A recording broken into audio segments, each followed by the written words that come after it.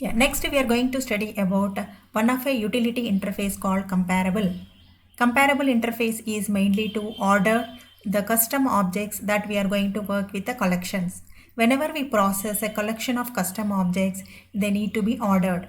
So we need to customize the order according to our values. If it is a predefined primitive values like int, float, double or character data type, a default ordering can be done like alphabetical order or numeric ascending order or descending order. But when we are working with the custom objects, we need to specify the order of our data. So how do we make use of this comparable interface? We will look into one example. So I am going to create with a class called.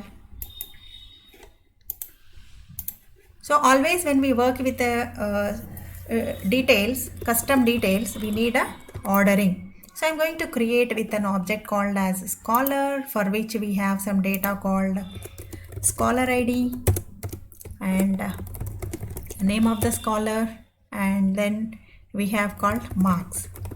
So now I can store my data either ID wise or name wise or marks wise. So for which we need to implement with an interface called implements comparable, and we need to pass the object to which you wanted to compare with the angular braces. Now here we need to have with other attributes of our class, like you can have with a toString and you can have with a constructor, all the thing you can generate with. But here we need to have with one more main method which is coming from our comparable interface is called as main purpose of this comparable interface is here you need to override with a method called as, always the return type is int, the method is compare to, and we will pass an object called the same type what we are going to compare with, so scholar s. So here this is the compare to method is used to compare the successive objects we are going to process with to order them. So first we will compare with this. If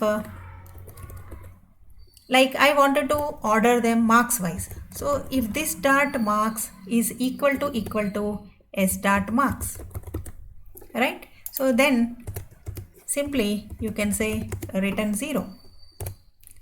Else we need to compare with the three options. So always when we are ordering the element, the marks can be equal or less than or greater than with a successive object value. So when it is greater than, always you should say return 1. Else you have to say return -1. Return 1 indicates shuffling is needed, ordering is needed.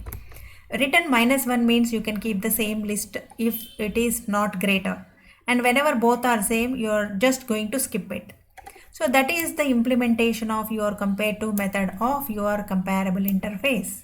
Always this needs to be implemented to make your objects, means your custom objects, that is in our example scholar objects, in an order of specific data.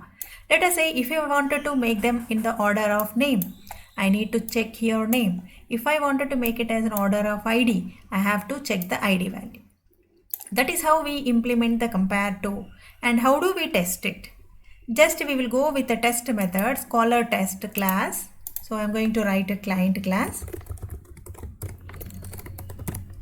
And in this scholar test, just we will add 2 to 3 scholar custom objects, scholar s1 equal to new scholar, and we will pass the data for the scholar. So scholar ID is 1, scholar name is Sri, and then scholar marks. So let us say we will make it 3 different values. I created 3 scholar objects, right? For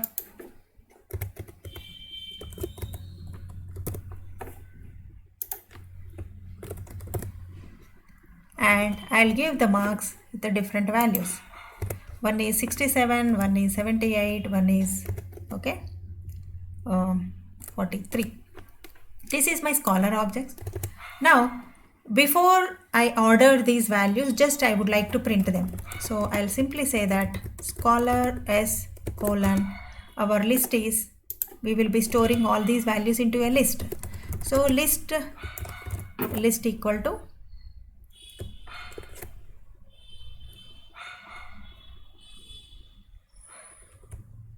arrays dot as list. You can make a list of s1 comma s2 comma s3. So this is one way of creating your list object, or else you just make a list equal to new array list of, just first we are making a plain list of scholars, right? So array list of what type? Scholar type. Always use generics, right? We are going to make use of an array list, and then we have to add all these values. So list dot add of s1, and then list dot add of s2, then list dot add of s3. 3 values are there in my list.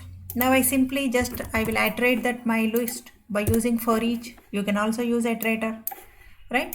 Just we will print those values by using s. We are going to get all the scholar values.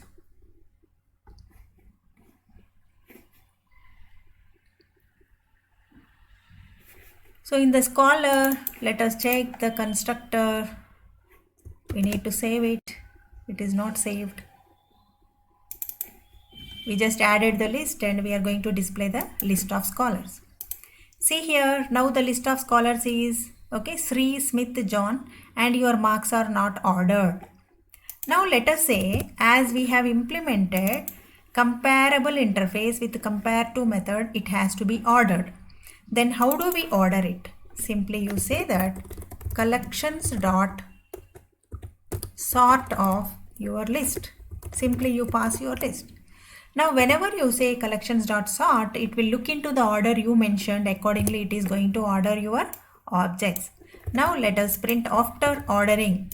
Means this is the step we are sorting the elements. If we don't mention, it cannot identify that what order it has to be done. So it will give a normal order. But whenever you have a compare to method by using comparable into your class, it can order the elements according to the data you specified. We specified marks wise. So let us check now whether the data is ordered marks wise. First it is without order. Now it is with order. 43, 67, 78. Right? This is how you can order it. This is the purpose of comparable interface. Okay. Using comparable interface, you can order the elements. You can also order name wise. You can also order, ID wise, whatever order you wanted to mention with. That's all about comparable interface with the compare to method. So you need to observe the syntax of your compare to. We need to pass always one single object. The return type is integer, and we need to implement the logic by using with the, comparing the given values.